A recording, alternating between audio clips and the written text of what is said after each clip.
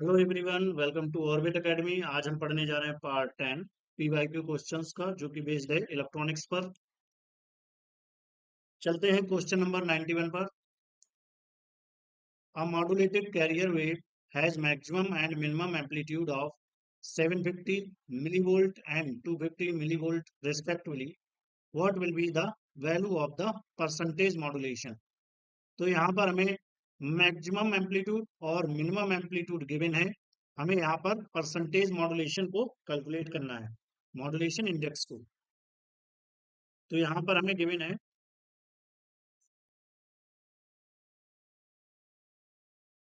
Maximum amplitude A max equal to 750 millivolt and minimum amplitude 250 millivolt. जो formula होता है modulation index का, हमें पता होना चाहिए। Formula for modulation index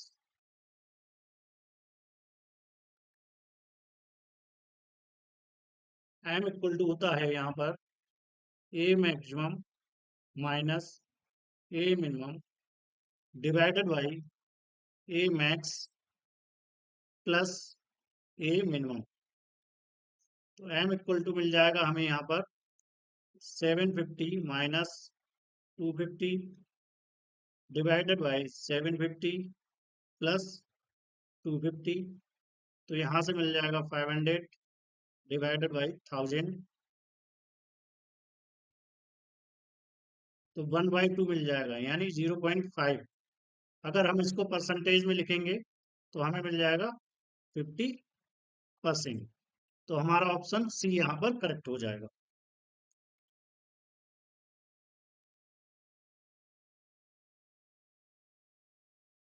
question number 92। Which of the following is use to produce radio waves of constant amplitude? तो यहाँ पर जो हमारा ऑप्शन हो जाएगा ऑक्सीलेटर होगा। जो ऑक्सीलेटर्स होते हैं वो प्रोड्यूस करते हैं रेडियो वेव्स को। यहाँ पर जो रेक्टिफायर हैं ये यूज किए जाते हैं to convert AC into DC. Amplifier क्या करते हैं, सिग्नल के एम्पलीट्यूड को इंक्रीज कर देते हैं। एफईटी फील्ड इफेक्ट ट्रांजिस्टर होता है, इसका यूज हम करते हैं एम्पलीफिकेशन एंड स्विच में। तो यहाँ पर इनको लिख लेते हैं। रेक्टिफायर यूज होता है to convert AC to DC. Amplifier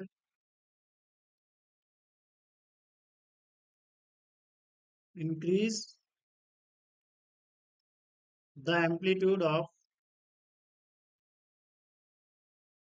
a signal.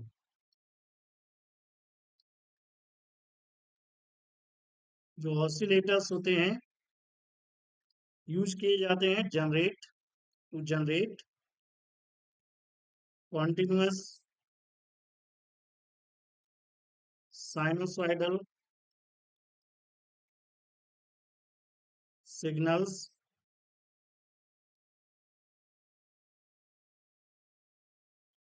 इनको हम रेडियो वेव्स भी बोलते हैं ऑफ कांस्टेंट एम्पलीट्यूड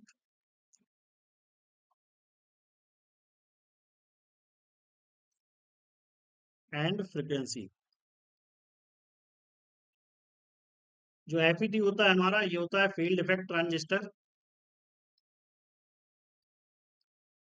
इसको हम बोलते हैं field effect transistor.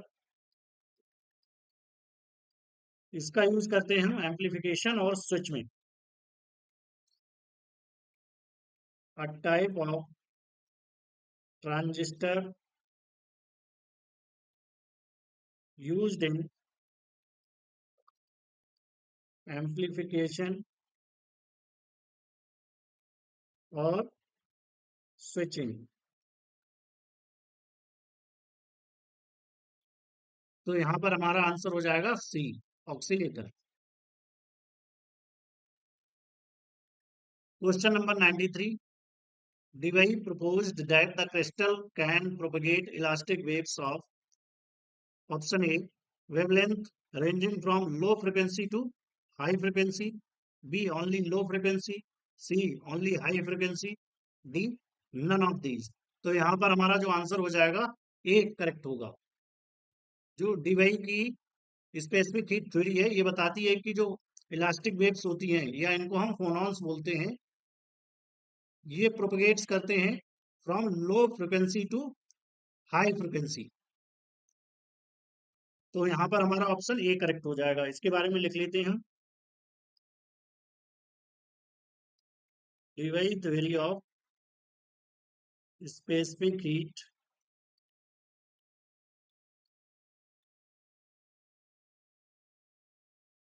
a crystal lattice supports elastic waves, इनको हम बोलते हैं फोनॉन्स, with frequencies ranging from 0 up to a maximum value called dy frequency।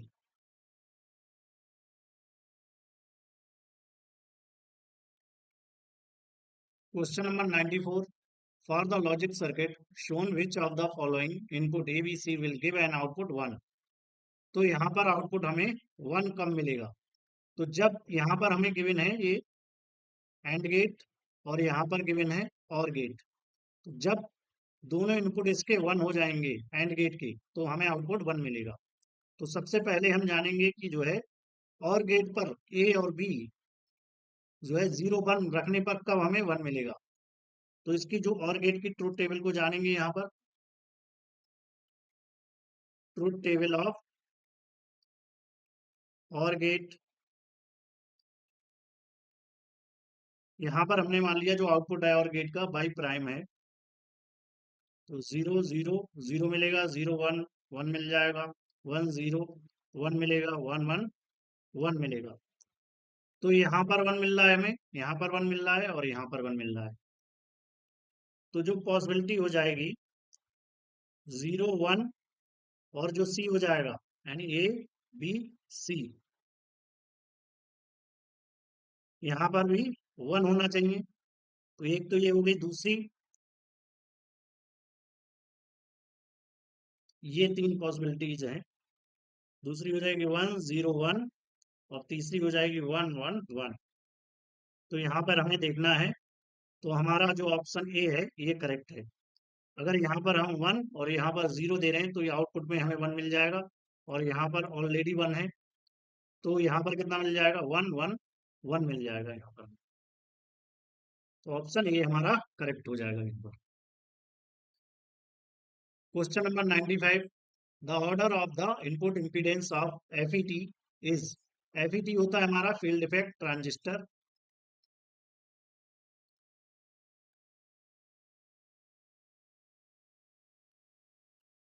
तो इसका हमें जो है इनपुट इम्पीडेंस जो है बताना है कितना होगा। तो जो इनपुट इम्पीडेंस होता है एफईटी का वो बहुत हाई होता है, तो ऑप्शन डी करेक्ट होगा, 1 mega ohm to several hundred mega ohm. तो इसके बारे में लिख लेते हैं, field effect transistor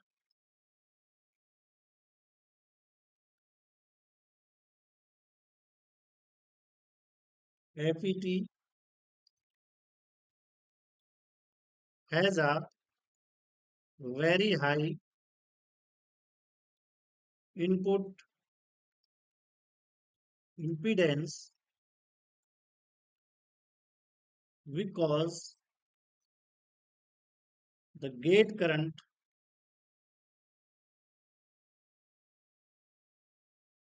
is almost zero। तो यहाँ पर जो है जो एफईटी होता है उसके 3 टर्मिनल होते हैं, इनको हमें पता होना चाहिए। गेट होता है पहला, ड्रेन होता है एंड तीसरा होता है सोर्स।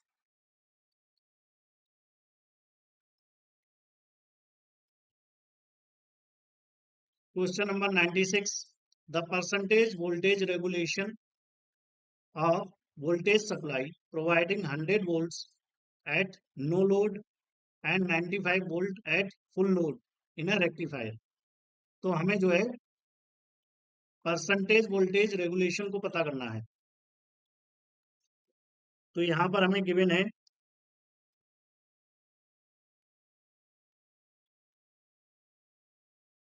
नो लोड वोल्टेज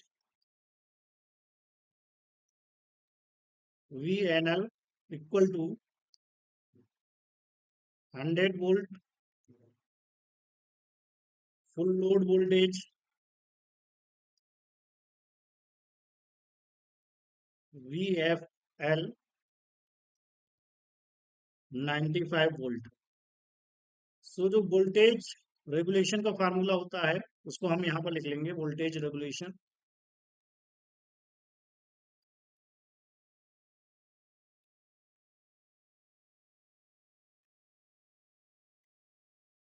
ये हमें मिल जाएगा VNL minus VFL divided by VFL into 100। तो यहाँ पर मिल जाएगा 100 माइनस 95 डिवाइडेड बाई 95 इंटू 100। ये मिल जाएगा 5 डिवाइडेड बाई 95 इंटू 100। जब हम इसको कैलकुलेट करेंगे तो हमें मिल जाएगा यहाँ पर 5.26%। इसको अप्रोक्सीमेटली हम लिख सकते हैं 5.3%। तो यहाँ पर हमारा ऑप्शन बी करेक्ट हो जाएगा।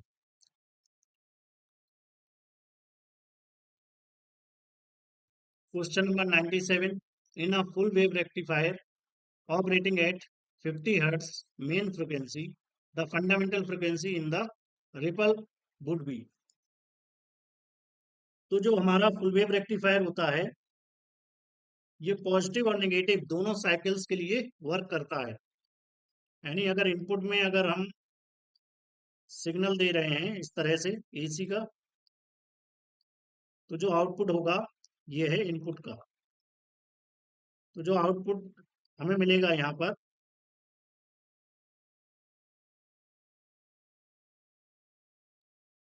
इस तरीके से मिलेगा। तो यहाँ पर जो एफ यानी जो फ्रिक्वेंसी होती है आउटपुट ट्रिपल की वो होगी 2 into F इन, यानी जो मेन ऑपरेटिंग फ्रिक्वेंसी है। तो 2 into 50 कर देंगे, यहाँ पर हमें मिल जाएगा 100 हर्ट्स। तो यहाँ पर हमारा ऑप्शन ए करेक्ट होगा।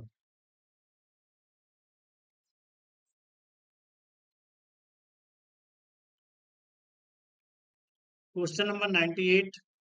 Which one of the following is not an advantage of negative feedback. तो नेगेटिव फीडबैक का कौन सा एक एडवांटेज नहीं है, यहाँ पर हमें पता करना है। Option A gain stability, B decrease in frequency disturbance, C increase in bandwidth, D increase in output voltage. तो हमारा ऑप्शन डी यहाँ पर नहीं होगा एडवांटेज ऑफ नेगेटिव फीडबैक का। तो यहाँ पर हम एडवांटेजेस लिख लेते हैं नेगेटिव फीडबैक के। सबसे पहले क्या करता है नेगेटिव फीडबैक, जो गेन स्टेबिलिटी को प्रमोट करता है। दूसरा reduce the noise and distortion. तीसरा कर देता है इंक्रीज द बैंडविड्थ। चौथा होता है improve frequency response. In an amplifier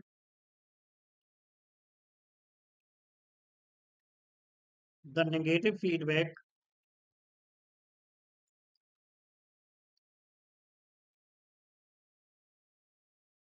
has several advantages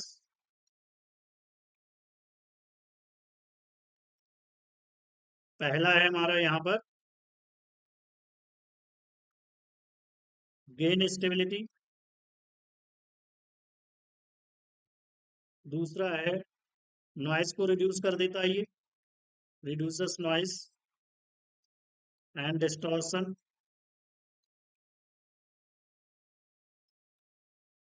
तीसरा है यहाँ पर इम्प्रूव बैंडविड्थ।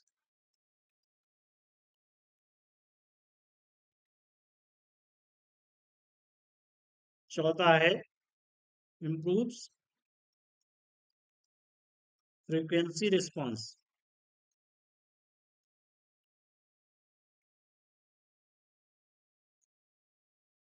तो देखा जाए यहाँ पर जो हमारा नेगेटिव फीडबैक होता है वो ओवरऑल जो है गेन और आउटपुट वोल्टेज को जो है रिड्यूस कर देता है। हाउएवर नेगेटिव फीडबैक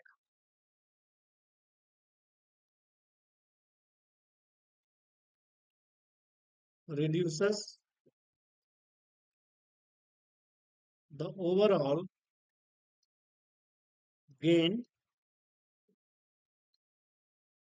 और आउटपुट वोल्टेज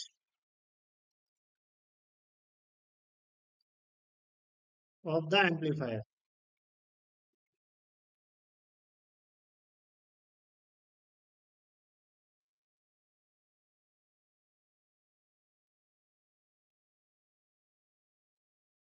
चलते हैं क्वेश्चन नंबर 99 पर।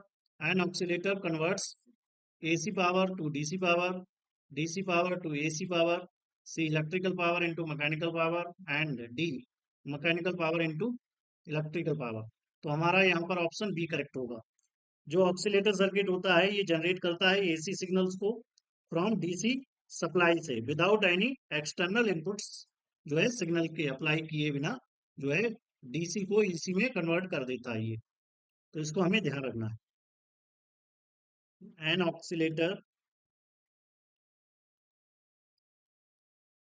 is an electrical circuit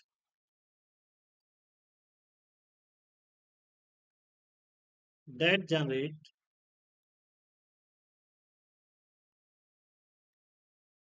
AC signal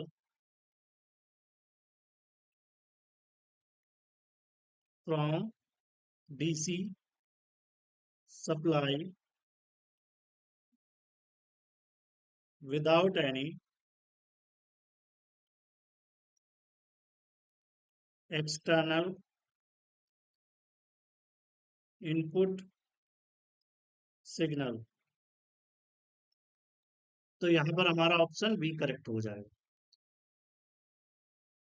चलते हैं क्वेश्चन नंबर 100 पर। The output voltage of given order circuit is. तो यहाँ पर ये हमारा ऑप एम्प गिवन है, ये है समिंग एम्पलीफायर। तो इसका हमें फार्मूला पता होना चाहिए समिंग एम्पलीफायर का।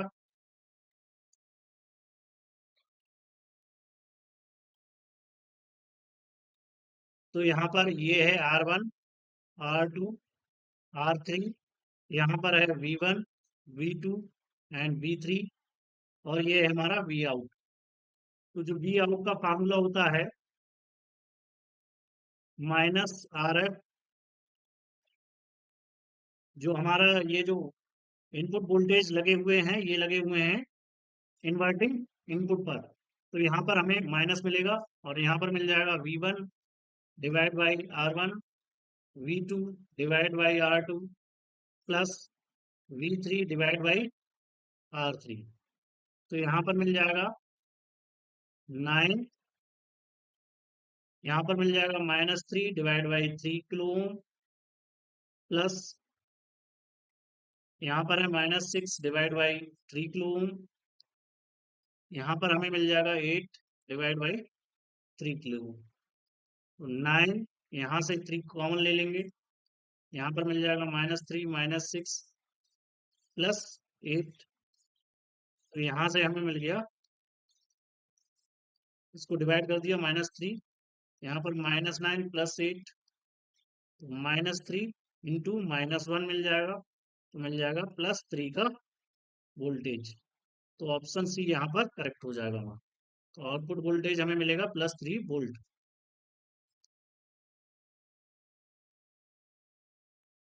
Question number 101। In an type semiconductor if doping concentration is high then the Fermi level at 0 Kelvin lies option A at the center of band gap, very near to the valence band, C between the donor level and the bottom of the conduction band, D between the donor, यहाँ पर donor होगा ये, level and centre of the band gap. तो यहाँ पर option C correct होगा। ये हमारा है कंडक्शन बैंड और यहाँ पर है ये वैलेंस बैंड। तो जैसे ही हम इसमें इम्प्योरिटी ऐड करेंगे पेंटावैलेंट, तो यहाँ पर बन जाएगा डोनर लेवल ईडी। और जब यहाँ पर डोपिंग हाई होगी तो जो फर्मी लेवल होगा वो इसके बीच में आ जाएगा, यानी bottom of the conduction band and above the donor level. तो यहाँ पर ई एफ ये होगा हमारा। तो between the donor level and bottom of the conduction band, option C यहाँ पर करेक्ट हो जाएगा। Question number 102, the energy of an electron in band is given by E equal to a plus bk plus ck square, the effective mass of the electron। तो यहाँ पर हमें electron का effective mass calculate करना है। M star equal to होता है H cut square divide by D two E upon D के स्क्वायर। इसको इक्वेशन 1 मान लेते हैं हम। तो ई हमें गिवन है यहाँ पर ए प्लस बी के प्लस सी के स्क्वायर। इसको हम डिफ्रेंशिएट करेंगे विद रिस्पेक्ट टू के। तो यहाँ से हमें मिल जाएगा 0 प्लस बी प्लस 2 ck। दोबारा इसको डिफ्रेंशिएट करेंगे हम के रिस्पेक्ट में, तो हमें मिल जाएगा 0। बी का भी जो है 0 हो जाएगा क्योंकि ये कांस्टेंट है। यहाँ पर मिल जाएगा 2c। तो इसको हम इक्वेशन 1 में पुट कर देंगे तो हमें मिल जाएगा H cut square divide by 2c। तो यहाँ पर ऑप्शन हमारा ए करेक्ट हो जाएगा।